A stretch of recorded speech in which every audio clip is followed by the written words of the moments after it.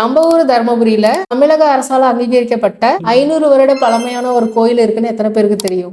ஆமாங்க, நம்ம முத்தமட்டி ஆஞ்சநேயர் கோயில தான் சொல்ல வரேன். கூகுள் மேப்ல முத்தமட்டின்னு டைப் பண்ணுங்க, அதுவே உங்களுக்கு ரோட் மேப் காமிச்சிரும். இந்த காட்டுக்கே செக்கிங் இன்ஸ்பெக்டர் இவங்க தாங்க. இவங்க செக் பண்ணி தாங்க உங்களை உள்ளேயே அனுப்புவாங்க. உங்களால முடிஞ்சதே இவங்களுக்கு ஏதாவது வாங்கிட்டு வந்து கொடுத்துருங்க.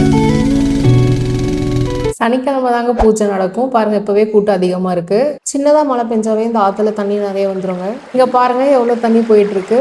இதுதாங்க ஒரே கல்லுல உருவாக்கப்பட்ட ஆஞ்சநேயர் சிலை. 500 வருட பழமை கொண்ட 13ஆம் நூற்றாண்டுல உருவாக்குன சிலைன்னு சொல்றாங்க.